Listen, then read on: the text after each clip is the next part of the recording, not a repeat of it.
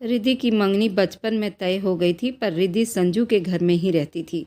संजू उसे बचपन से देखते आया था। उसे ये भी मालूम था कि ये उसकी मंगेतर है। रिद्धि को भी ये बात मालूम थी। रिद्धि तो कब की उसकी हो चुकी थी और बहाने बहाने से हमेशा संजू के सामने आने की कोशिश करती, लेकिन संजू उससे हमेशा दूर रहता। ऐसा नहीं था संजू किसी से मोहब्बत करता था, लेकिन वह रिद्धि से बहुत चिढ़ता था। कारण क्या था वह उसे ये भी मालूम नहीं था, लेकिन रिद्धि के दिल में संजू के लिए एक अलग ही फीलिंग पैदा हो रही थी। वह अपने मोबाइल में उसकी फ़ोटो खींचकर फ़ोटो निहारती रहती और उसे चोरी चोरी कई बार किस करती। एक दिन इसी तरह संजू को देखते देखते उसकी आंख लग गई थी। सपनों की वादियों में जाते उसने संजू को अपने इतने करीब देखा कि वो घबरा गई। वह उसके होठों से चिपका उसके गुलाबी होठों में खून निकाल चुका था। उसके ब्यूटी बॉल में अजीब सी जलन उठ रही थी। वह सपने में बुरी तरह से सिसकियां भर रही थी। उसे ये सब बहुत ही अच्छा लग रहा था। अचानक ही उसने अपने बगल में एक और लड़की को देखा जिसे वह जानती भी नहीं थी, लेकिन वह संजू के लिए अजीब सी तड़प रही थी। संजू को रिद्धि के ऊपर से हटाते हुए वह अपनी कलाइयों को काट रही थी। संजू ने उस लड़की को अपने बाहों में भर लिया और रिद्धि को यूं ही तड़पता छोड़कर उसे अस्पताल की तरफ लेकर दौड़ा। अचानक ही संजू के लिए चीखती हुई उसकी आंखें खुल गई। उसने अपने आसपास देखा, लेकिन उसे कुछ भी नजर नहीं आया। वह घबराकर उठ बैठी, तेज तेज सांसें लेने लगी। हे भगवान, ये सब सपना था। भगवान करे ऐसा कभी न हो और ये सपना ही रहे। मेरा संजू हमेशा मेरा ही रहे। भगवान से प्रार्थना कर वह अपने आप को काफ़ी हद तक नॉर्मल कर चुकी थी। तभी अचानक उसे संजू की आवाज़ सुनाई दी, जो शायद अपनी माँ को बुला रहा था। मम्मी मम्मी चिल्लाता हुआ कमरे से बाहर निकला। क्या हुआ? संजू ने मुड़कर जिज्ञासा देवी की तरफ देखा। मेरी न्यू शर्ट अलमारी से गायब है। कहाँ है? वह मुश्किल से खुद पर कंट्रोल कर पा रहा था, जबकि दूसरी तरफ अपने कमरे में चुप बैठी रिधि ने अपनी हंसी होठों पर दबाई। बेटा, अलमारी में होगी, कहाँ जा सकती है और किसने निकालना है भला? वह सर ना में हिलाते अफसोस करने लगी। बिल्कुल अलमारी में ही होनी चाहिए थी, लेकिन अब वहाँ नहीं है। मुझे ढूंढ कर दो। वह 30 साल का नौजवान मर्द जो एक पूरा बिजनेस संभाले हुए था, वह उस वक्त 10 साल का छोटा सा बच्चा लग रहा था। जैसे अपनी गुम हुई चीज उसे हर हाल में चाहिए थी। संजू बेटा, अलमारी में होगी, जाओ अच्छे से चेक करो।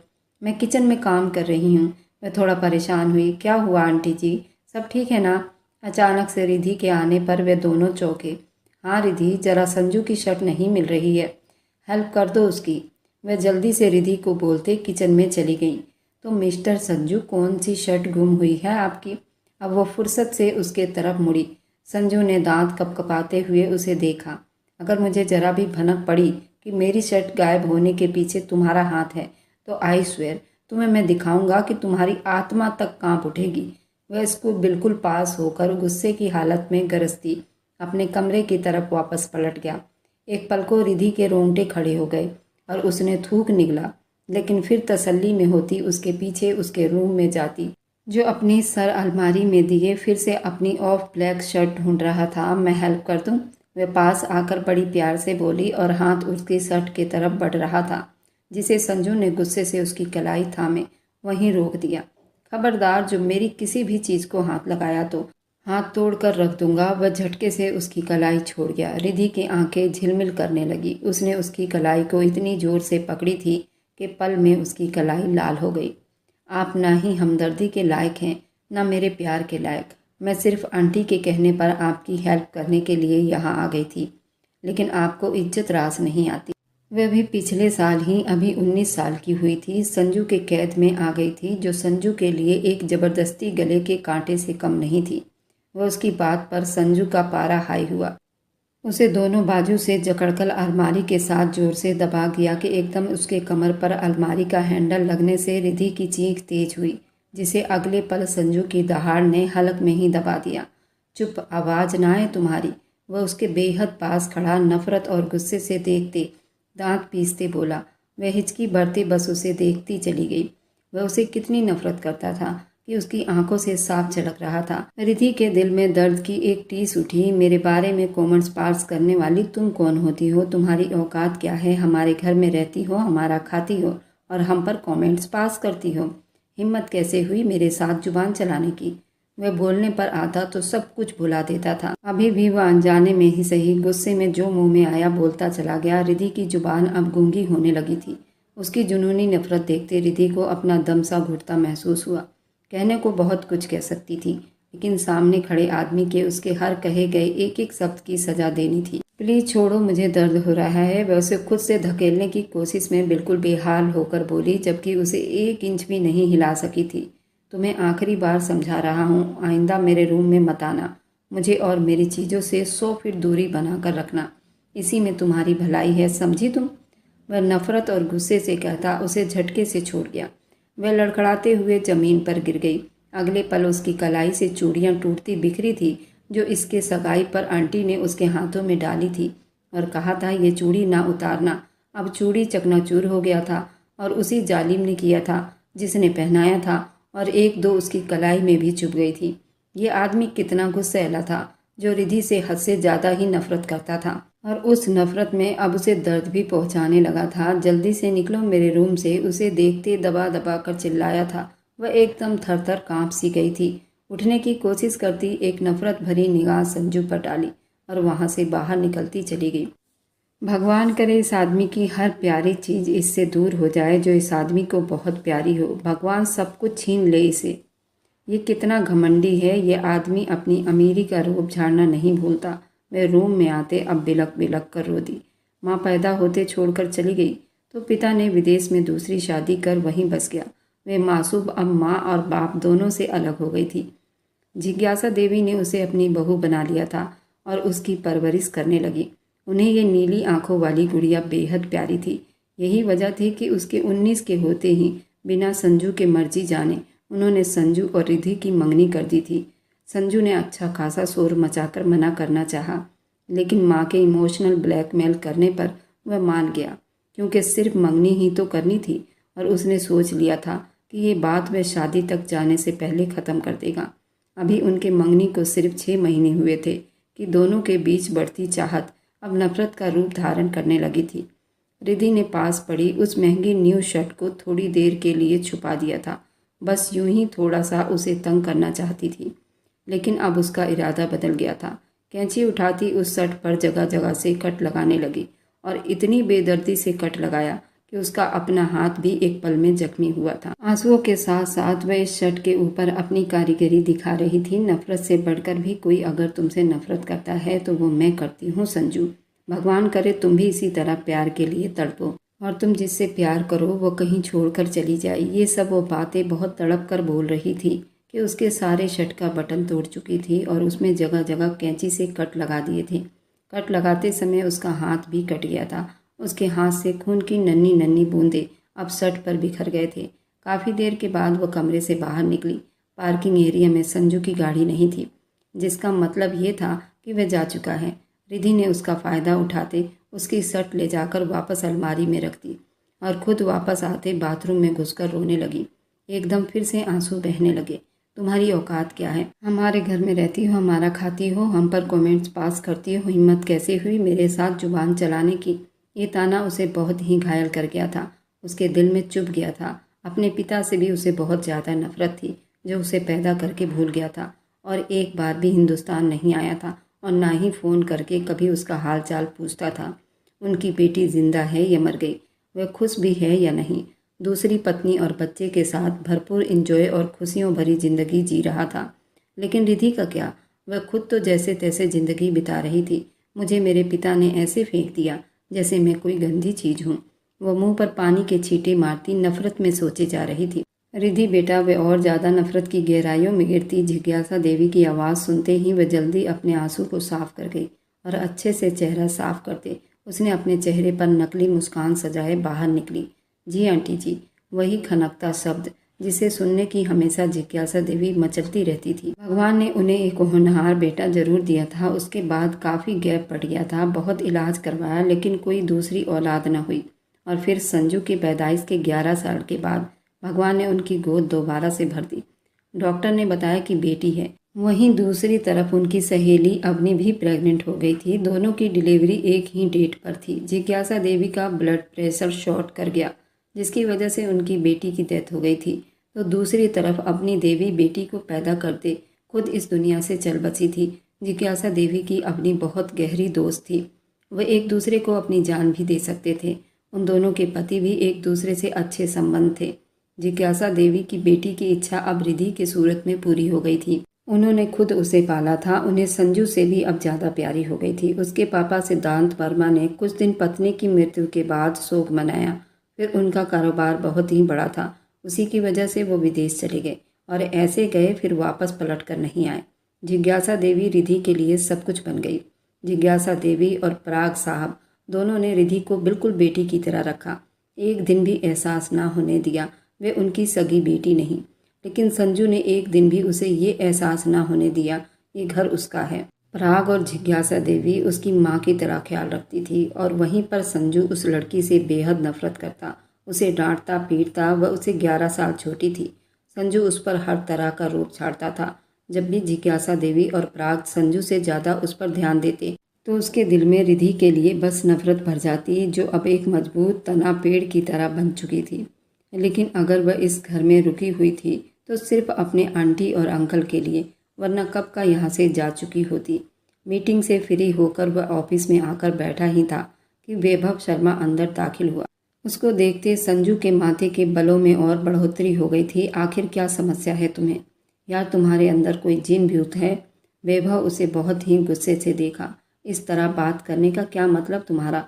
वह माथे पर बल डाले उसे घूर कर बोला, क्यों मारा तुमने युग को? और वह भी इतनी बुरी तरह से? बेचारे की 2 हड्डियां क्रैक हो गई हैं। वैभव ने अफसोस से कहा, सिर्फ 2? मुझे लगा था ज़्यादा टूटा होगा। उसकी बातों पर ध्यान न देता लैपटॉप ऑन करता सर झुकाते बोला, तुम बाज क्यों नहीं आते? संजू, क्यों तुम्हारे अंदर इतना गुस्सा भरा पड़ा है? थोड़ी सी अपने अंदर मोहब्बत पैदा करो। इतना गुस्सा अच्छा नहीं होता, नुकसान उठाओगे। संजू, अभी लेक्चर सुनने के मूड में बिल्कुल भी नहीं हूँ, मुझे काम है। जल्दी से वैभव को टोक गया। जितना कामयाब बिजनेसमैन था उसी तरह मुंहफट और बदतमीज भी था। ज़्यादा हीरो बनने की ज़रूरत नहीं। और आइंदा अगर मुझे पता चला कि तुमने बिना वजह किसी पर हाथ उठाया तो बिना वजह। संजू ने फिर टोका, तुम जानते भी हो उसने क्या किया था? संजू अब चेयर से टेक लगाते उसे देखने लगा। वैभव ने उसे सवालिया नज़रों से देखा। राह चलते उसने एक लड़की का दुपट्टा खींचा था। मैंने उसके हाथ की हड्डियों को तोड़ दिया, बस इतनी सी बात है। संजू की बात पर वैभव के माथे पर अनगिनत बल पड़े थे, जैसे वह संजू की बातों में छुपे मतलब को पढ़ना चाह रहा हो। कौन थी वह लड़की? वैभव के दिमाग में काम करना शुरू कर दिया। संजू ने एक नज़र उसे देखा, वापस अपने काम में बिजी हो गया। उसकी चुप्पी पर वह समझ गया वह लड़की कौन थी। वैभव गुस्से से दरवाजे की तरफ बढ़ा। इसमें उस लड़की की भी कोई गलती नहीं। वैभव वह भाभी थी। संजू ने जरा सी अपनी गर्दन टेढ़ी की और उस आदमी को वार्निंग की जिसने वैभव की मंगेतर को छेड़ा था। वह समझ गया था वह लड़की कौन है। वैभव जा चुका था, जबकि संजू ने फ़ोन करके मानवी को बता देना जरूरी समझा। वह फ़ोन सुनते परेशान हो गई। हे भगवान, अब मुझे बचा लेना, हमारी इसमें कोई गलती नहीं, लेकिन भाई हमें जान से मार देगा। कि हम उसकी मंगेतर को लेकर बाहर निकले ही क्यों थे? मानवी वैभव की इकलौती बहन थी, उसे दिल जान से प्यारी भी थी। संजू भी उसे बिल्कुल बहनों की तरह ही प्यार करता था, बल्कि अपनी मरी हुई बहन को उसी में तलाश करता था। और वैभव संजू के लिए छोटे भाई जैसा ही था। वह हमेशा प्यार से उसे हैंडल करता आया था और कभी मानवी से बात करने से मना नहीं किया था। यूँ तो वह बहुत ही साधारण लड़की थी, हमेशा दुपट्टे में रहती थी, लेकिन संजू के सामने वो बिना दुपट्टे के आ जाया करती थी। हाल में उसके पापा की दोस्त की बेटी यहाँ हिंदुस्तान आई थी। वह बहुत ही मॉडर्न लड़की थी, लेकिन उसे हिंदुस्तान भेजा गया ताकि वैभव की ज़िंदगी में शामिल हो सके, जिससे वैभव ने मंगनी तो कर ली थी, लेकिन उसका पहनावा, उसका अंदाज़ा वैभव को बहुत ही बुरा लगा था। उसके लिए औरत वही होती है जो खुद से 7 पर्दों में छुपा कर रखती हैं। उसकी खूबसूरती सिर्फ उसका पति ही देखे, लेकिन उसकी किस्मत में भगवान ने बहुत ही ज़्यादा मॉडर्न लड़की लिखी थी। अब संजू की बात सुनता उसके दिमाग पर बिजली बनकर गिरा था। ज़रूर उसमें सिर्फ लड़के की गलती नहीं होगी, क्योंकि वाणी विदेश से आई थी और वह ऐसे ही वाहियात कपड़े पहनती थी। उसकी मंगेतर सज धज कर बाहर निकली होगी और ऐसे कपड़े हिंदुस्तान में तो बिल्कुल भी नहीं चलते। लड़के उसे घूर घूर कर देखते हैं। अब वैभव का खून डबल स्पीड से दौड़ रहा था। दोनों जिगरी दोस्त थे और दोनों ही के नेचर एक दूसरे से उल्टा था। वह बहुत ज़्यादा गर्म मिजाज का था, वहीं वैभव बिल्कुल शांत लड़का था। संजू को अपनी मंगेतर से बहुत नफरत थी, जबकि वैभव एक सुलझा हुआ आदमी था और उसका यही फंडा होता कि जो उसका है वो बस उसी का रहे, चाहे वो फिर कोई चीज़ हो या इंसान। हमने मना किया था, हम बाहर नहीं जाते, अब देख लेना भाई तुम्हारे साथ मेरा भी चकनाचूर कर डालेगा, मानवी ने डरते हुए वाड़ी से कहा, जिसके कानों में जू तक न रहेगी और मुंह बनाकर दूसरी तरफ ध्यान दे गई। तुम सुन रही हो ना भाभी, अब वे बहुत गुस्से में घर आ रहे हैं। ऐसा करो भाभी, तुम कहीं पर छुप जाओ, भाई के सामने मत आना वरना बहुत पछताओगी। मानवी वाड़ी को बहुत समझा रही थी, जबकि वाड़ी ने उसे हवाओं में उड़ा दिया था और अपने मोबाइल पर बिजी हो गई थी, जैसे मानवी के बातों से ज़्यादा वह अपने मोबाइल में बिजी हो गई हो। नीचे पार्किंग एरिया में जब वैभव की गाड़ी रुकने की आवाज़ आई तो मानवी वहाँ से भागी थी। एक पल को वाड़ी का दिल सीने में बुरी तरह से धड़का था, लेकिन अगले ही पल वह सर झुका गई। एक तो वैभव के लिए उसे ज़बरदस्ती हिंदुस्तान भेजा गया था और सोने पर सुहागा उसकी शादी भी उसी आदमी से तय कर दी गई थी, जो देखने में तो खूबसूरत बॉडी वाला भरपूर जवान मर्द था, लेकिन उसका व्यवहार, अंदाज और बात बात पर जोश मारने वाला खून, उस सबसे वाणी को सख्त नफरत होती थी। पर वाणी को वह पहली नज़र में ही भाग गया था। हिंदुस्तान में अंकल के लड़के को पहले से ही जानती थी। वैभव उसे बहुत अच्छा लगा था, लेकिन उसका गुस्से वाला अंदाज देखती वह उसे बहुत डरा करती थी, और ख़ासकर यहाँ जो पाबंदियाँ लगाई जाती थी उन पर तो वाणी को बहुत ही ज़्यादा चिढ़ होती थी। वह बिल्कुल खुले माहौल में पली बड़ी थी, अब एकदम वह अपना पहनावा, अपना रहन सहन कैसे बदल सकती थी। और वैभव एक दिन में उसे अपने रंग में रंगता देखना चाहता था, जो फिलहाल तो नामुमकिन ही लग रहा था। वह दंदनाता बिना किसी की परवाह किए सीधा वाणी के कमरे में आया। वाणी घबराकर अपनी जगह से उठ खड़ी हो गई। गोद में रखा मोबाइल भी नीचे गिरा था। तुम लोग बाजार में क्या कर रहे थे कि उस लड़के ने तुम्हें छेड़ा? तुम्हारी वजह से पता है क्या हुआ है?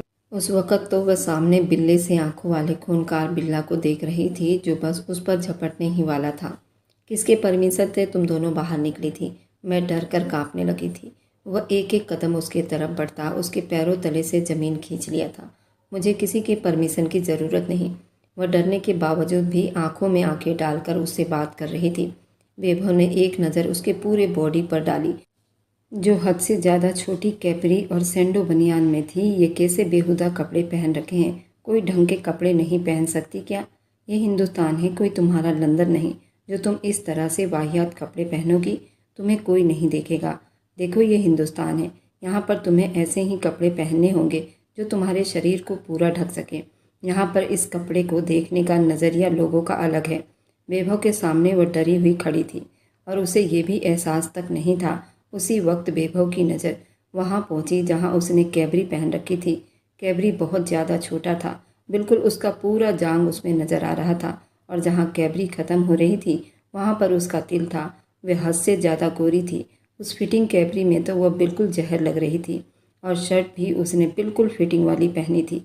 वह बिल्कुल बारीक था, उसमें उसका अंग अंग साफ दिखाई दे रहा था। इस हालत में तुम बाहर गई थी? वो बहुत ज़ोर से चिल्लाया था तो वह डर के मारे पीछे हटी थी। कहने लगी, नहीं, मैंने घर आकर कपड़ा बदला है। मैं बाहर जीन्स और शर्ट पहन कर गई थी, और हमारी गलती नहीं थी, उसमें उस लड़की की पूरी पूरी गलती थी, जो तुम्हारे दोस्त ने एंड टाइम पर आकर उसका हुलिया बिगाड़ दिया था। वैभव का दिमाग उबलने लगा। वाणी ने एक नज़र खुद को देखा, फिर वैभव को लेकर वो बुरी तरह डर गई थी, जो उससे संभालने से नहीं संभल रही थी।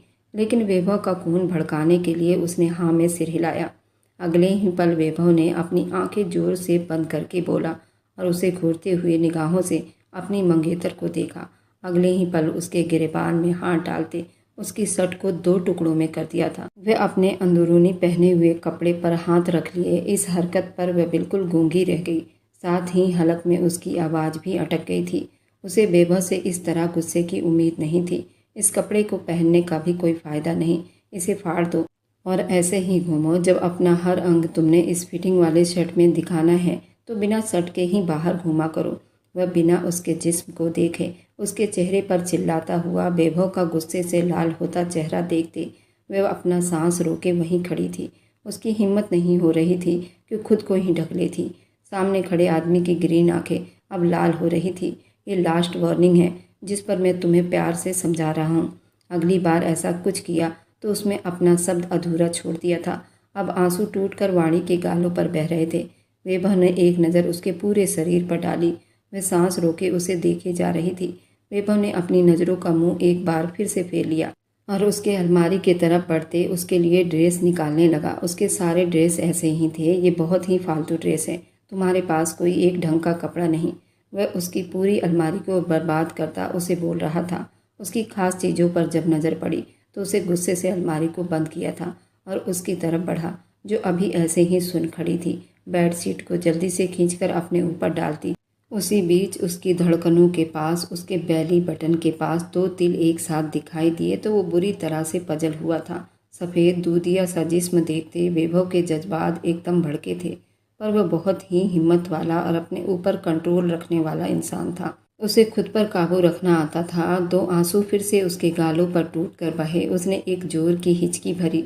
उसने कब ऐसा देखा था? इतना गुस्सा किसी ने आज तक उस पर पहनने और ओढ़ने पर नहीं किया था।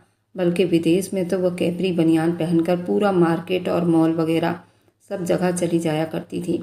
घर में भी अक्सर वह उन्हीं कपड़ों में दिखती थी, पर आज पहली बार एक आदमी ने उसके पहनावे पर सिर्फ उंगली उठाई थी, बल्कि उस पर अपना हक भी जमाया था, और वह भी बहुत गुस्से से। वैभव जरा सा झुकते उसके गालों पर आए आंसुओं को अपने होठों से नरमी से चूमा था। वाणी के पूरे जिस्म में कपकपी उठ गई थी। पहली बार एक आदमी का इतने करीब से सांसों को महसूस किया था। वह अपनी पलकें झपकना ही भूल गई थी। बिना पलक झपकाए उसे एकटक देखे जा रही थी। उसकी आंखों में हैरानी देखते वह उसके दूसरे गीले पलकों पर भी अपने होठों का दबाव बिखेरने लगा। उसे एहसास हो गया था वह ज़्यादा ही गुस्से से उस नाजुक लड़की के ऊपर चिल्ला गया था। उसे एकदम अपनी गलती का एहसास जागा था और अब अपने गुस्से को मिटाने के लिए वह नरमी से उसे चूम रहा था। अब की बार वह कांपने लगी थी। वह उसके गालों पर आते उस पर नरम होंठ लगा गया। वाणी का पूरा जिस्म करंट खाकर रह गया। पहले इतना गुस्सा दिखाया और अब इतनी ही नरमी से उसे चूम रहा था, जैसे वह कांच की बनी हुई कोई सामान हो और वह टूट ना जाए। उसके होठों पर अपने होठों से प्यार का मोहर लगाते अपनी आंखों को मींच गया। उसे वैभव का प्यार अब बुरा नहीं लग रहा था, बल्कि दिल में हल्की हल्की सी गुदगुदी होने लगी थी। शायद वह उसका होने वाला पति था, शायद उसका आशिक था जो उस पर हावी होने लगा था। वह आदमी इतना भी बुरा नहीं था जितना वह दिखा रहा था। वाणी हैरानी से आंखें खोले उसे देखती चली गई, जो अब नरम निगाहों से उसे देख रहा था। उसकी आंखों की बढ़ती मोहब्बत, उसकी नज़रों का बहकता देखते वाणी ने बेकाबू झुरझुरी लेते पलकें झुका ली, और यही वैभव के दिल में ये लड़की अपनी जगह बना गई थी। उसकी शर्म व हया, उसकी सादगी, उसका ये शर्माया सा चेहरा सब बता रहा था कि वैभव के लिए अपने दिल में जज्बात रखती थी, वरना वैभव भी अभी तक यही समझता आया था कि उसे ज़बरदस्ती वैभव की ज़िंदगी में शामिल किया गया है, जबकि वह बिना उसके कहे ये सब जान चुका था। तो फिर गुस्से का सारा काम ही खत्म हो जाता। वह नरमी और प्यार मोहब्बत से उसे हैंडल कर सकता था, और वैभव को विश्वास था ये प्यार से सुन लेगी। मैं तुम्हारे लिए ड्रेस ऑर्डर कर दूंगा, अपनी मर्जी, अपनी मनपसंद से, जो तुम पर बहुत ही अच्छी लगेगी। वह उसे प्यार से कहता उसके दिल की धड़कनों में समा गया था। तुम पहनोगी ना? वैभव ने बहुत धीरे से बात करते मोहब्बत से पूछा। वह जिस तरह गुस्से में आया था अब उसी तरह ठंडे दिमाग और शब्दों में बात करता वाणी को पागल कर रहा था। बताओ ना। पल पल बदलता उसका रूप वाणी को समझ नहीं आ रहा था, लेकिन डर अभी उसके दिल में था। वह जल्दी हाँ में सिर हिला गई तो वैभव प्यार से उसके गुलाबी होठों पर झुका था। उसका यूं इतनी आसानी से मान जाना वैभव को पागल ही कर गया था। गुस्सा तो झाग की तरह बह गया था। अब सिर्फ प्यार और पागलपन ही बचे थे। वह अपने होठों से उसके नरम नाजुक गुलाबी होठों पर अपनी होठों से उसको चूमता अपनी पकड़ जमाए हुए था। वह उसके बेबाकी से अपने होठों के साथ चिपकने पर वाणी का सांस हलक में अटका हुआ था। बेकाबू उसके हाथों की पकड़ खुद पर हुई तो उसके हाथों से वो बेड सीट भी नीचे गिर गया था और वह वैभव के कंधों से उसके शर्ट को जकड़ गई। बेड सीट फिसलकर जमीन पर गिर गई थी। वह प्यारे अंदाज में उसके होठों पर अपना प्यार बरसाए जा रहा था। वाणी की सांस थमने के करीब हो गई थी। वह आंखों को मीचे अब उसकी धड़कनों को अपनी पकड़ में ले गया। वह करंट खाती पीछे हटी थी, लेकिन वैभव ने उसे फिर से अपनी तरफ खींचा और आंखों ही आंखों में वार्निंग की। वह फिर से सहम गई। वह नन्ही सी जान उस जवान बॉडी वाले आदमी का मुकाबला नहीं कर सकती थी। वह उस पर पूरा अपना अधिकार जमा चुका था। वह भी अच्छी तरह उसे अपना पूरा जिस्म दिखा चुकी थी। वह सिर्फ उसकी है और उसके होठों को चूमता अब उसके हर अंग को अपने होठों के पकड़ में ले गया था। जैसे ही उसके अंदर पहने सामान पर उसका नज़र गया तो वह हद से ज़्यादा बेकाबू हुआ था। वह बुरी तरह से सिसक उठी थी। उसी पल वैभव को अपनी हद से ज़्यादा बढ़ती बेकरारी का एहसास हुआ। वह अभी सिर्फ उसकी मंगेतर थी। वह उस लड़की को तोड़ देता अगर वह और ज़्यादा आगे बढ़ता। बहुत मुश्किल से खुद पर अपने कंट्रोल किया और उसके गर्दन पर गहरा सांस भरते जरा सा पीछे गया। वह उसी के सहारे खड़ी थी। अगर वह उसे छोड़ता तो वाणी ज़मीन पर गिर जाती। धीरे से झुकते वो बेडशीट को दोबारा उठाने लगा कि नज़र उसके बेली बटन पर जा ठहरी। वह उसका सारा ध्यान अपनी तरफ खींच चुका था। वैभव ने निगाह चुरानी चाही, लेकिन उस पल उसे ये करना बड़ी मुश्किल ही लग रहा था। वह उसकी मंगेतर थी। उस पर वह भी अधिकार थोड़ा कम ही रखता था। उसे छू भी नहीं सकता था, उसे सिर्फ देख सकता था। वह महसूस करता। उसके दिमाग में ये सब बातें घूमने लगी तो बेड सीट उसके हाथ से छूटकर फिर से नीचे गिरी और उसके आसपास बाहों का फैलाव बनाते वह उसके बेली बटन के करीब उसके दिल पर झुका। वह तड़प ही तो गई थी। पहली बार ही वो बड़ी प्यार से उसके करीब आ रहा था। वाणी के पूरे जिस्म के रोंगटे खड़े हो गए थे। उसके छूने पर वह इस तरह मदहोश हो रही थी। वाणी चाहकर भी उसे खुद से दूर नहीं कर पा रही थी। वह अपने नसीले होंठों से उसके तिल को और उसके बेली बटन को अपने मुंह में लेते वह बहुत ही ज़्यादा पागल हुआ था। उस लड़की का इतना खूबसूरत रूप देखते ही वो मजबूत जिगर रखने वाला आदमी वैभव आज बह चुका था और अब साथ अपनी मंगेतर को भी बहका रहा था। उसकी मध्यम सिसकियाँ वैभव के जुनून में और बढ़ोतरी कर रही थी। उसे अपने पैरों पर खड़ा होना भी मुश्किल लग रहा था। वैभव को अपने हाथों में जकड़े खड़ी थी, जिसका बस नहीं चल रहा था कि वह उसके दिल को खा ही जाता। उसे अपने होठों और दांतों से लाल करता सर उठाए चाहत वाली निगाहों से वाणी को देखने लगा, जिसका पूरा जिस्म वाइब्रेट कर रहा था और उसकी खूबसूरत धड़कनों का तालमेल बढ़ता देख वह अपने होठों का एक कोना दांतों तले दबा गया। अपने साथ उस लड़की को भी मदहोश कर चुका था। उसके जिस्म को हटाता वह उसके माथे पर फिर से हाथ रख गया और फिर बहुत चुप्पी से दरवाजे की तरफ बढ़ता। दरवाजे के लॉक पर हाथ रख के उसके तरफ पलटा। ड्रेसिंग रूम में जाओ, वही अधिकार जताने वाले अंदाज में उसे कहने लगा। ऐसा लग रहा था सिर्फ वही उसे देखे और कोई ना देखे। वे कांपते हुए आगे बढ़ी, लेकिन टांगों में जान ही नहीं बची थी। सारी जान में निकाल कर ले गया था। वैभव वापस उसकी तरफ बढ़ा, उसे अपनी बाहों में फिर से भर लिया। सीधा ड्रेसिंग रूम में ले जाते उसे खड़ा किया। अभी चेंज कर लो, कोई सा भी ड्रेस पहन लो, शाम तक तुम्हारी ज़रूरत की हर चीज़ तुम्हें मिल जाएगी। वह कहने लगी, मैं मंगवा लूँगी। वह एकदम बोलती उसे देखती चुप हुई, क्योंकि वह उसकी सांसों से भी ज़्यादा पास आकर खड़ा हुआ था। जिस तरह मेरा तुम पर अधिकार है, ठीक उसी तरह तुम्हारा भी मुझ पर अधिकार है। मैं सिर्फ अधिकार लेने तक सीमित नहीं रहने वाला, मैं पूरा पूरा कर्तव्य भी निभाऊंगा। वह एक एक शब्द पर जोर देते उसके दिल की धड़कनें फिर से बेकाबू कर गया।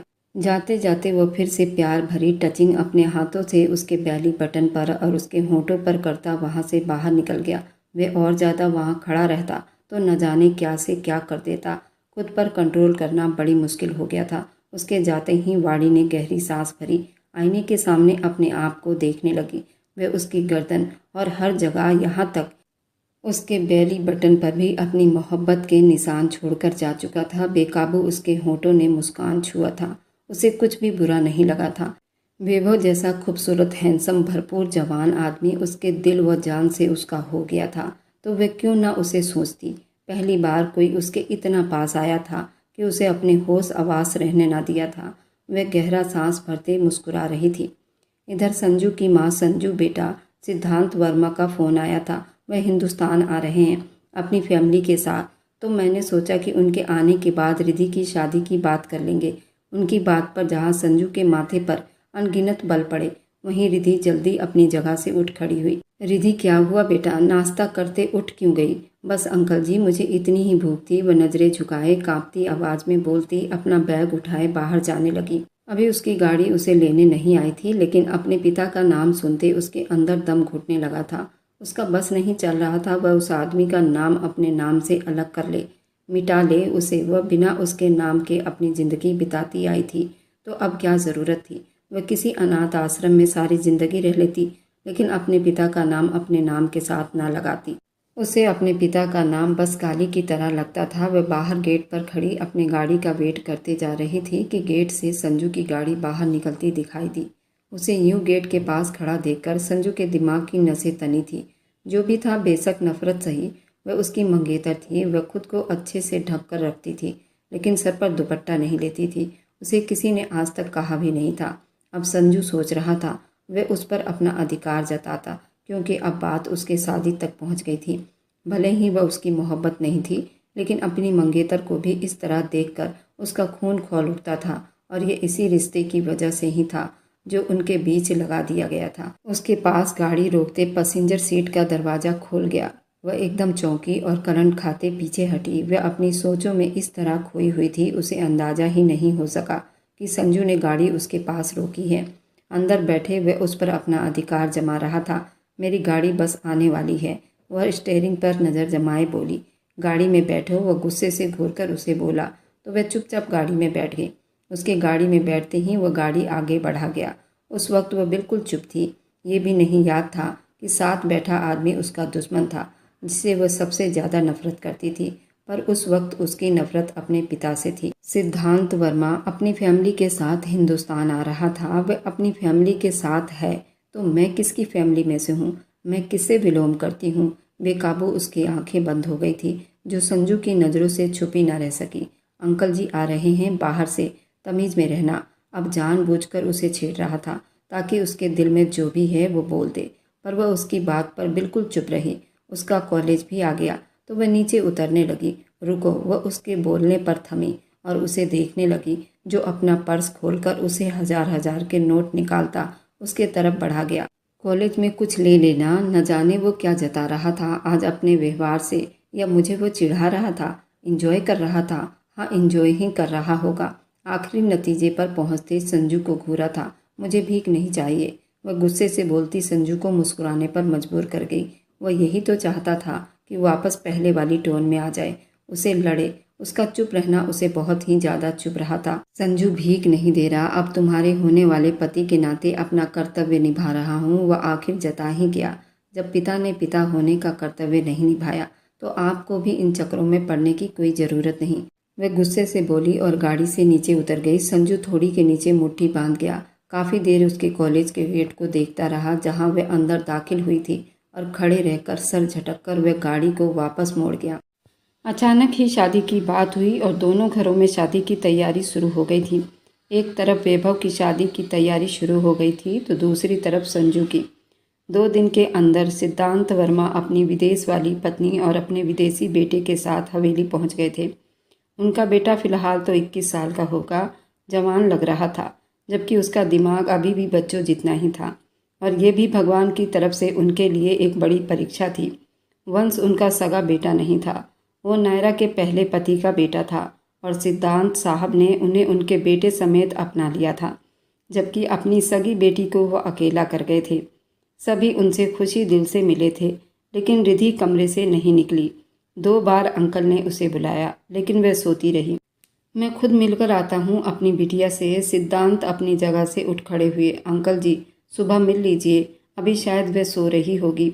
संजू ने उन्हें रोक लिया। मेरे आने की खबर नहीं थी क्या उसे? वह मिलने तक नहीं आई। वे ना चाहते हुए भी शिकायत कर गए। सिद्धांत 20 साल होने को आए हैं और एक दिन में भी तुमने उसे पिता होने का एहसास नहीं दिया, तो तुम कैसे आज उसे एक्सेप्ट कर सकते हो कि वे तुम्हारे आने की खबर सुनकर दौड़ती चली आएगी तुम्हारे पास? थोड़ा वक्त दो, भगवान सब कुछ ठीक कर देगा। वे अपने दोस्त को थोड़ा हौसला देते उठ गए। सिद्धांत साहब का दिल बहुत बुरी तरह से दुख गया था, लेकिन वे भी जानते थे ये गुस्सा हकीकत थी जो उन्हें स्वीकार करना ही था। वह हिचकियों से रो रही थी, लेकिन वे जानती थी कि उसे अपने पिता की शक्ल तक नहीं देखनी थी। आज उसकी मेहंदी का फंक्शन था और अब तक अपने पिता से नहीं मिली थी। फिलहाल अपनी सौतेली माँ को वह देख चुकी थी और उसे वह हंसमुख लग रही थी, पर उसे अपनी माँ की जगह रख नहीं पा रही थी। वह मेहंदी के फंक्शन से फ्री होकर अपने कमरे में आ गई थी।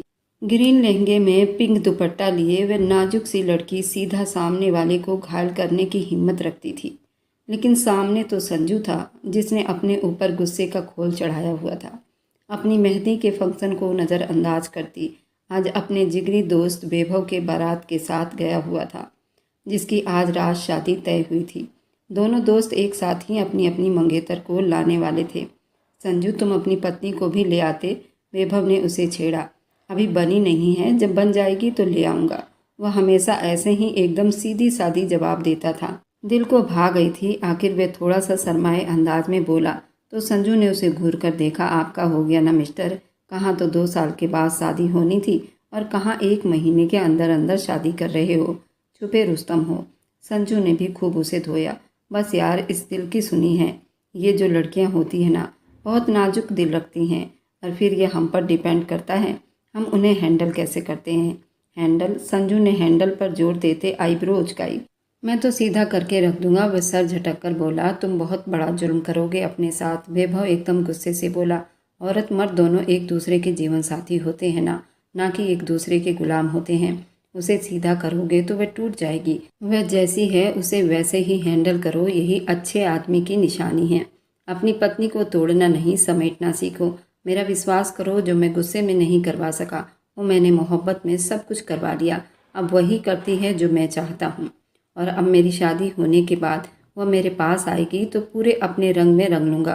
तो उसके कंधे पर थपकी देता सरल भाषा में उसे थोड़ा सावधान और सीख दे गया और अपने स्टेज की तरफ बढ़ गया, जहाँ उसकी दुल्हन को पूरी खूबसूरती से सजाया गया था, स्टेज पर लाया गया था। और वैभव का बस चलता तो उसे किसी के सामने नहीं लाता, लेकिन माँ बाप के समझाने पर वह इतना राजी हुआ था, वरना वह अपनी पत्नी की एक झलक भी किसी को ना देखने देता।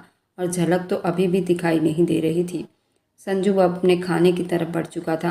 रात बहुत देर हो चुकी थी। वापस लौटा तो किचन से उसे कुछ आवाज़ आती सुनाई दी। वो बेकाबू उस तरफ बढ़ा तो सामने का मंजर देखकर बिल्कुल गूंगा सा रह गया। मेहंदी के ड्रेस में खड़ी हुई उसे उस वक्त बेहद खूबसूरत लग रही थी, लेकिन उसकी आंखों के आंसू और कांपता जिस्म और हाथ में पकड़ी चाकू जो उसने अपनी कलाई पर रखी थी, ये मंजर देखता वे एक पल को सुन रह गया था। तभी निगाह अपने बराबर खड़े सिद्धांत वर्मा पर जा ठहरी, जिनकी आंखें भी भीगी थी और चेहरे पर बहुत फिक्र दिखाई दे रहा था।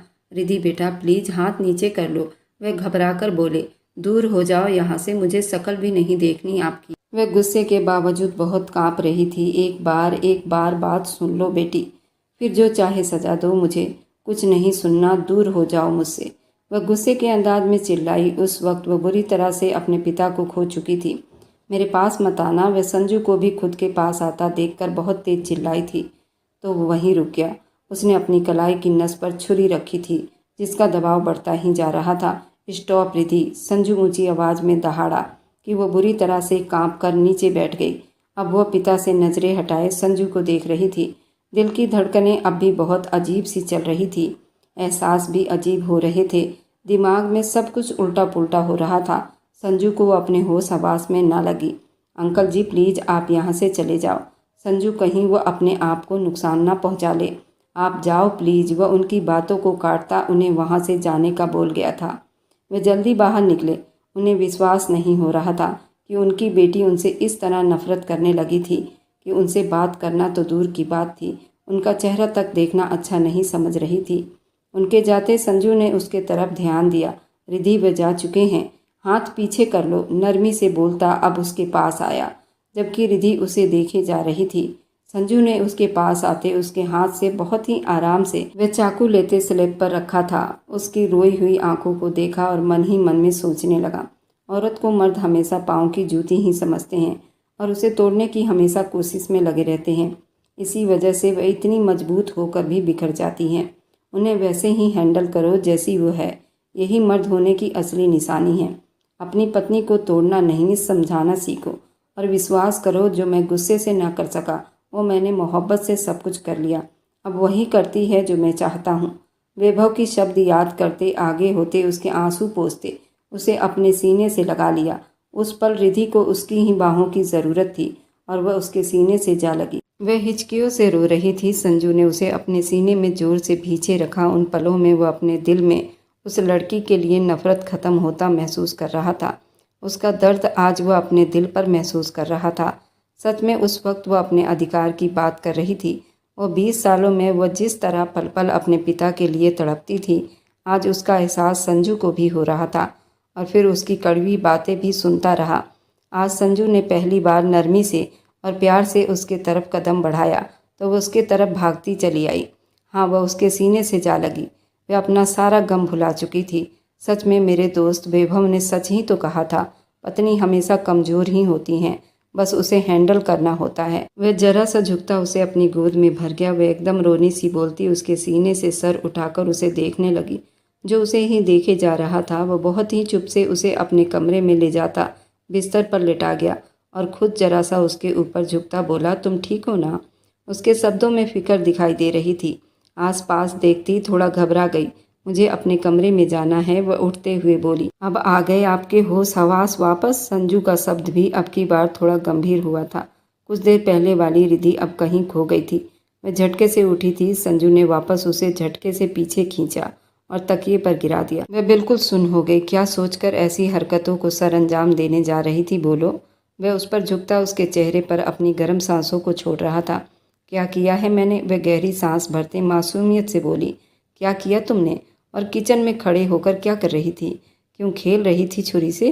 वह उसके कमर में हाथ डाले उस पल को कोसता उसे अपने सीने से लगा लिया। रिद्धि तो सांस ही गले में अटका था। वह संजू से अब सब कुछ रिएक्ट कर सकती थी, लेकिन ये नज़दीकी नहीं। छोड़िए मुझे, वह तड़पी थी। ऐसे ही छोड़ दूँ? अब तो सब कुछ मेरे नाम लिखवा चुकी हो तुम। अधिकार है अब मेरा तुम पर। अब मैं पूरा अधिकार रखता हूँ। कल ही तो हमारी शादी है। और ज़्यादा उसकी धड़कनों को अपने सीने से मसल रहा था, जबकि अब गुस्सा भी उस पर कर रहा था। जो हरकत आज उसने की थी वह तो संजू के कभी दिमाग में भी नहीं थी, और दोबारा वह ऐसी हरकत ना करे इसके लिए उसे थोड़ा पटरी से भी तो उतारना पड़ता, वह जो आज उतार चुका था। रिद्धि उसके सीने पर हथेलियाँ जमाए गहरी सांस भरती कांपने लगी। उसके कमर पर हाथ की उंगलियों को धंसाते हुए उसे तकलीफ से मिलवा रहा था। मुझे दर्द हो रही है, प्लीज़ मत करो ऐसा। वह तड़प कर रोते हुए बोली। ये दर्द बर्दाश्त नहीं हो रहा तो अगर यहाँ वहाँ कट लगाने बैठी थी वह दर्द कैसे बर्दाश्त कर लेती? वह गुस्से से उसकी कलाई थामे बोला, मुझे उनकी शक्ल नहीं देखनी। नफ़रत करती हूँ मैं उनसे। वो मेरे पास भी ना आए। उनकी वजह से मैंने सारी ज़िंदगी अपने को अनाथ समझा। वह मुझे भूल गए पैदा करके, जैसे मैं कोई नाजायज़ थी या उनकी कोई भूल थी। वह बोलती जा रही थी और संजू अब की बार बुत बने ये सब सुन रहा था। मैं उनके लिए कोई मायने नहीं रखती थी। मुझे भी उनकी कोई चाहत नहीं है। उन्हें बता दीजिए, वह चिल्ला रही थी। संजू का गिरेबान थामे हिचकियों से रोती चली जा रही थी। संजू ने उसे रोने दिया, बोलने दिया, ताकि वह अपना सारा गुस्सा निकाल ले। नफ़रत से बढ़कर भी अगर कोई जज्बा है तो मुझे उनसे है।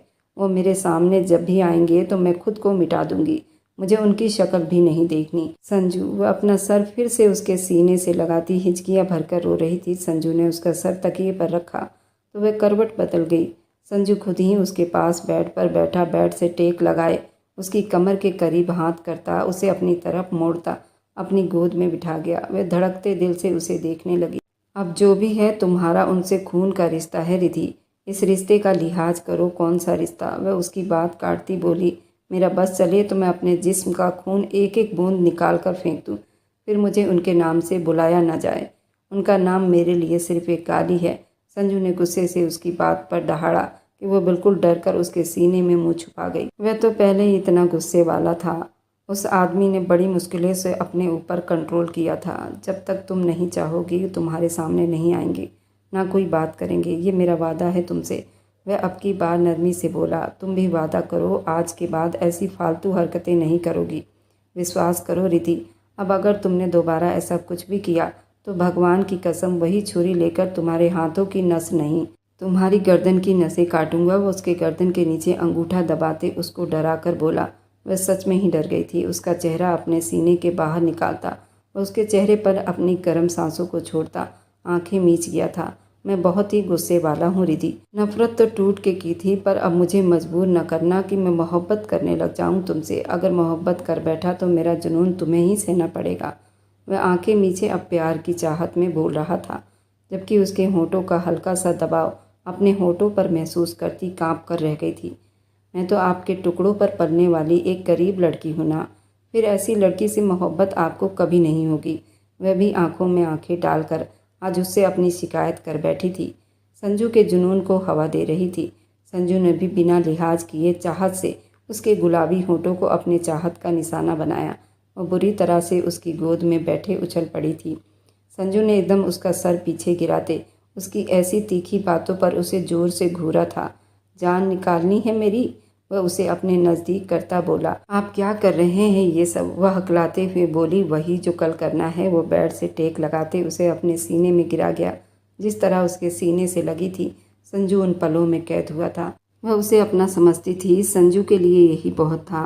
कल हमने क्या करना है? जब बीच में नफरत हो तो नज़दीकियाँ नहीं बढ़ाते। ये बोलते संजू के तकलीफ को वह दुगनी कर गई। वह उसकी बातें सुनकर उसे अब शर्माने पर मजबूर कर रही थी। उसने कहा, नफरत है हमारे बीच? वह उसके कमर के आसपास अपनी उंगलियों से दबाव बढ़ाते उसे बहुत कुछ महसूस करवा रहा था। उसके चेहरे के एक्सप्रेशन भी बदल रहा था। वह तो उसके प्यार के लिए कब से तड़प रही थी। हर पल इस बात का अब वह इजहार कर रही थी। वह कसमसाकर पीछे हटना चाह रही थी, लेकिन संजू ने उसे और ज़्यादा अपने ऊपर गिरा लिया। खुद अपना सर तकिए पर रखे, उसका चेहरा अपने चेहरे पर गिराते उसकी नाक से नाक रगड़ने लगा। रिद्धि का दिल जोरों से धड़कने लगा, लेकिन चेहरे के असर भी बिल्कुल चुप थे। कुछ फील ना हुआ। वो मजबूर निगाहों से पूछ रहा था तो वह सर ना में हिला गई। पर तुम्हारी आंखें, तुम्हारी बॉडी लैंग्वेज तो कुछ और ही कह रही है। देखो, मैं अब भी तुम्हें छू रहा हूँ तो तुम्हारे जिस्म में एक सनसनाहट हो रही है। ये क्या है? वह उसकी कान की लौ को होठों में दबाकर दांतों से काट गया। मुझसे कौन सा बदला ले रहे हो? वह चिल्लाई थी। चीखो मत, इतना जोर से भी नहीं काटा मैंने। वह गुस्से से बोला, अच्छा, जब खुद को काटने चली थी तब तुमको दर्द नहीं हुआ था, इसलिए मेरा भी बहुत दिल कर रहा है कि तुम जंगली बिल्ली बनकर मुझसे बदला लो। चलो आओ, नफरत नफरत का खेल खेलते हैं। उसे तकिए पर गिराया था, खुद उसके ऊपर आया था। संजू, छोड़ दीजिए मुझे, पागल हो गए हैं क्या? अभी हमारी शादी नहीं हुई। वह घबराई थी। संजू घूर कर कहने लगा, इस वक्त तुम मेरे रूम में हो तो अब शादी में क्या रखा है? वह उसके दोनों हाथों को ऊपर की तरफ पिन किया। वह उसकी नाक के साथ नाक रगड़कर बोला, तो अब आप ज़बरदस्ती करेंगे मेरे साथ? वह रोनी सी शक्ल बनाकर बोली। तो संजू को मजबूरन पीछे होना पड़ा। अगर तुम्हें लगता है ये ज़बरदस्ती है तो चलो, मैं कुछ नहीं करता, कल तक का वेट कर लूँगा। जब दुल्हन बनी पूरी मेरे लिए सजोगी। वह उसके माथे पर होंठ रखते पीछे होकर लेटता, उसका सर अपने सीने पर रखा। वह बोल पड़ी, मुझे अपने रूम में जाना है। एक बात तुम्हारी मानी है, एक तुम मेरी मानो। यही सोने की आदत डालो। अब हर रात मेरे कमरे में मेरे सीने पर सर रखकर सोना होगा, समझी? वह उसे घूरते हुए बोलकर वापस आंखें मूंद गया तो वह उसे मुंह चिढ़ाती जरा सा पीछे होने लगी। वह उसके आसपास अपने बाजुओं को मजबूती से दबाया। सो जाओ रिद्धि, वरना 2 थप्पड़ खाकर सोना है। वह दांत कपकपाए बोला तो वह झट से आंखें मूंद गई। संजू चाहता तो उसको उसके रूम में भेज देता, लेकिन जो हरकत आज उसने की थी वह न जाने क्यों डर गया था। जैसे उसे अकेला छोड़ता तो वह खुद को कोई नुकसान पहुंचा लेगी। यहाँ तक कि सोते में भी उसे जोर से अपनी बाहों में दबाए रखा। इधर वैभव की वाणी के साथ आज सुहाग रात थी। वैभव, रुक जाइए प्लीज़। वही जो अब कदम कदम उसकी तरफ बढ़ रहा था। वह घबराकर वहीं थम सा गया। पास मत आना मेरे, प्लीज़। जब भी पास आते हो मेरी जान निकाल कर रख देते हो। वह कुछ दिन पहले वाली उसकी मोहब्बत को याद करते कांपने लग गई थी। तुम्हारी जान की ऐसी की तैसी। मैं कहूँ पता नहीं क्या हुआ। शादी की पहली रात है, सब कुछ कंट्रोल से बाहर हो रहा है और मैडम जी को जान की पड़ी है। जो मेरी जान निकल रही है उसका क्या? अचानक से उसके पास आते, उसे खड़ा करते, उसे अपने सीने से लगा लिया। उसकी नाजुक सी जान सीने में अटकी थी, जबकि वह उसे आईने के सामने ले जाते अपना और उसका पूरा जिस्म बिना कपड़ों का देख रहा था। दोनों ही एक दूसरे को पूरा देख चुके थे। अगले ही पल वह एक हीरे का चैन उसके गले की तरफ बढ़ाया। वह जानता था वाणी बहुत ज़्यादा घबरा रही थी, इसलिए वो पहले उसे रिलैक्स करने का सोच रहा था। कैसी लगी? वह उसका हाथ थामे अपनी तरफ खींचते कमरे के बीच में आकर खड़ा हुआ। वो बहुत प्यारी हल्का हल्का सा म्यूजिक ऑन करता अपनी सुहाग रात पर अपनी दुल्हन के साथ रोमांटिक डांस करना चाह रहा था। उसकी ऑफर पर वाणी बलस करती अपना नाजुक हाथ उसके मजबूत हाथों की पकड़ में थमा गई। वैभव ने उसके कमर पर दोनों हाथों को रखे उसको अपने बेहद पास करते गोल राउंड लिया और साथ ही उसका भरा हुआ जिस्म अपनी बाहों में लिया। वाणी का पूरा जिस्म कांपने लगा था। इतना ओवर रिएक्ट क्यों कर रही हो? वैभव ने उसकी गर्दन पर मुंह छुपाते धीरे से कहा, आप इतने पास आ रहे हैं, दिल को कुछ कुछ हो रहा है। वह सर झुकाए शर्माते बोली, क्या हो रहा है? वह भी शरारत से बोला, पता नहीं, यहाँ से अजीब सी सनसनी दौड़ रही है। वह अपने दिल की जगह उसका हाथ रखे अब पेट पर ले गई। वाइब्रेशन उसके गर्दन पर झुकता वहाँ अपना भीगा होंठ लगाता वाणी की सांसें गहरी कर गया। अब उसे लिए बिस्तर पर आया था। कपड़े तो दोनों ने पहले ही उतार चुके थे। एक दूसरे के जिस्म से रगड़ खाते वो बेहद बेकाबू हुए थे। वाणी बहुत शर्मा रही थी। वह लाइट डिम कर गया। अब उसके लिए सुकून ही सुकून था। सिर्फ फर्क इतना पड़ा था कि वह अब उसे विदेशी लड़की को अपना चुका था और मोहब्बत से अपने रिश्ते को परवान चढ़ा रहा था। जब मर्द औरत के लिए पसंद बन जाती है तो वह अपना सब कुछ उस पर निछावर कर देती है। शादी का फंक्शन अपने चरम सीमा पर पहुंच चुका था। संजू ने साफ शब्दों में सिद्धार्थ साहब को रिधि के सामने आने से बिल्कुल मना कर दिया था। वह भी रात के उसके किए गए हरकत की वजह से सब डर रहे थे। एक बात तो तय थी, वह अपनी बेटी को खो चुके थे। अब उनकी बेटी पास होकर भी उनसे बहुत दूर जा चुकी थी। वह बस दूर दूर से उसे देखते रहे, उसके अच्छे भविष्य की प्रार्थना करते रहे। सब कामों से फ्री होता वह अपने कमरे की तरफ बढ़ रहा था, जहां आज वह उसके लिए खुद को सजाकर बैठी थी। संजू का हाथ बेकाबू दिल पर जा ठहरा था। क्या सच में मैं उसे आज अपना अधिकार लूँगा और वह क्या दिल से मुझे? उफ! वह उस एक सवाल ने संजू के कदम वहीं रोक दिए थे।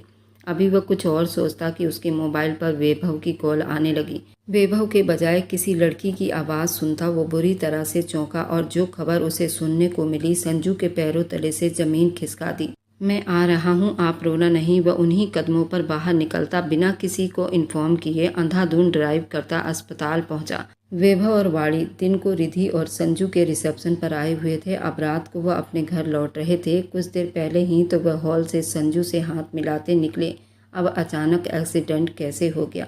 आप ठीक हैं भाभी? वह उसे भी जख्मी देखकर पूछ बैठा। प्लीज़ वैभव का पता करो, वह ठीक हैं। डॉक्टर कुछ नहीं बता रहे। वह हल्का सा चेहरे पर घूंघट किए संजू से बोली। संजू हाँ में सिर हिलाते डॉक्टर की तरफ बढ़ा। कुछ ही देर में वैभव खतरे से बाहर की खबर मिलते संजू और वाणी ने भगवान का धन्यवाद किया, अपने घर पर इन्फॉर्म किया। बहुत ज़्यादा घबराई हुई थी। मोबाइल पर सबसे ऊपर आपका नंबर मिला तो आपको मिलाया था। अब बिल्कुल फ़िक्र मत करो, मैं सब देख लूँगा। आप जाकर अपना ट्रीटमेंट करवाओ। आपको भी चोट आई है। वह उसे लेडी डॉक्टर के पास भेजता खुद वैभव के घर इन्फॉर्म करने लगा। कुछ ही देर में उसका छोटा भाई वहां पहुंच गया था। उन्होंने आते ही सब संभाल लिया था और संजू का धन्यवाद किया, उसे वापस घर भेजा। वे जानते थे आज उसकी शादी थी और वे अपनी नई नवेली पत्नी को छोड़कर यहाँ हॉस्पिटल में बैठा था। वैभव बेहोशी में था, इसलिए फिलहाल किसी को उससे मिलने की परमिशन नहीं दी गई थी। इसलिए वह सब तरफ से तसल्ली करते वापस के लिए निकला। जैसे ही वह हवेली में दाखिल हुआ तो उसे अच्छा खासा शोर सुनाई दिया, जो उसके अपने कमरे से ही आ रही थी। वहां भागा तो अंदर का मंजर देखते वह दरवाजे पर ही सुन खड़ा रह गया। सामने उसकी पत्नी के दुपट्टे को खींचे वह पागल खड़ा था। ये मेरी दुल्हन है, मुझे दे दो। वह रिधि का दुपट्टा खींचते बोला। एक मिनट आंखें मीचे संजू ने खुद को काबू करना चाहा, वरना उसे खुद के गुस्से से बहुत डर लग रहा था। अगले पल वह आगे बढ़ता वंश के पेट में एक जोरदार घूसा मार गया कि वह बुरी तरह से तड़प उठा था। रिधि की भी चीख निकल गई थी। सभी अचानक वहां इकट्ठे हो गए। मार दिया मेरे बच्चे को, नायरा की दर्द भरी आवाज़ पर सभी ने नायरा को देखा और संजू तो बिना किसी को देखे उसको पीटता चला गया, उसके चेहरे पर मारने लगा। उसका हाथ बड़ी मुश्किल से थमे। पराग साहब ने रोक दिया। क्या कर रहे हो बेटे? वह मर जाएगा तो मर जाए। संजू बड़ी गुस्से से बोला। उसकी हिम्मत कैसे हुई मेरी पत्नी के साथ बदतमीजी करने की? वह खुद को छुड़ाता आगे बढ़ने लगा। फिर से सिद्धांत और पराग साहब ने दोनों ने उसे बड़ी मुश्किल से रोका था। बेटा, उसकी दिमागी हालत ठीक नहीं, छोड़ दो उसे। मैं उसकी तरफ से तुमसे माफ़ी मांगता हूँ। दिमागी हालत तो मैं ठीक कर दूंगा इसका। ये इसलिए तो अभी तक यहाँ जिंदा खड़ा है। सोचो, मैंने जब अपने दोस्त की पत्नी का किसी को सिर्फ दुपट्टा खींचते देखा तो उसे आदमी की कई हड्डियों को चकनाचूर कर दिया था।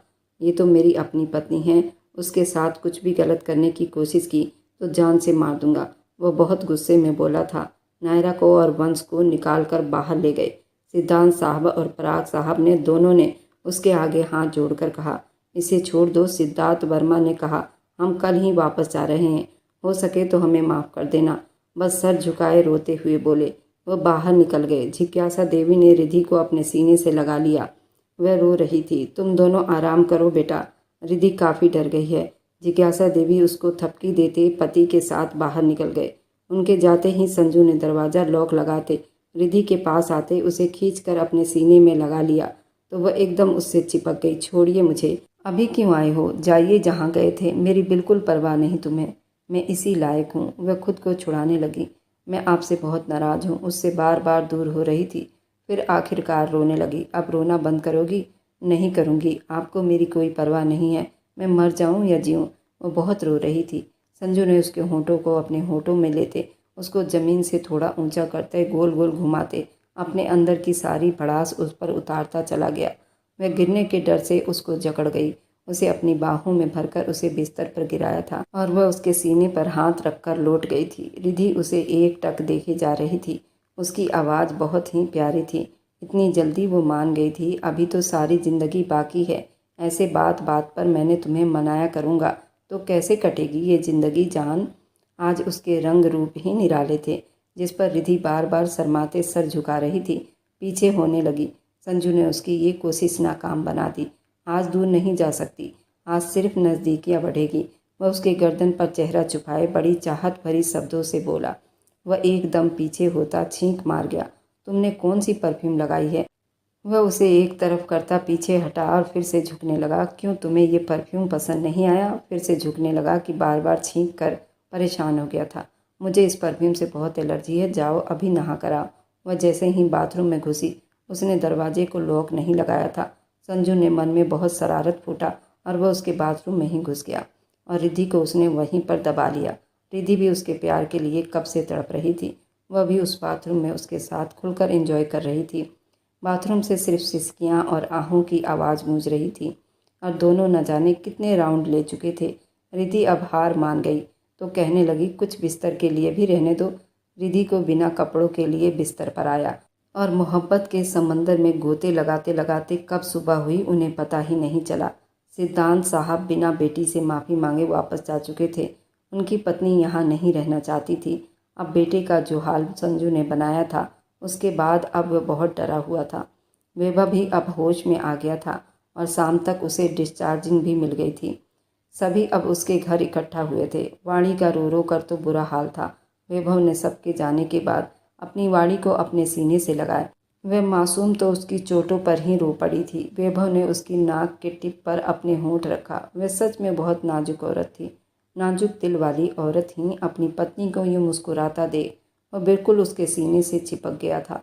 तो कैसी लगी वैभव और वाणी की प्रेम कहानी? इधर संजू और रिधि की प्रेम कहानी। इन दोनों में से सबसे बेस्ट प्रेम कहानी किसकी लगी? कमेंट में ज़रूर बताइए। अगर आज की कहानी आपको अच्छी लगी है तो आगे की और आने वाली सारी दिलचस्प रोमांटिक कहानियों के लिए मेरे चैनल को लाइक और सब्सक्राइब करते जाएं।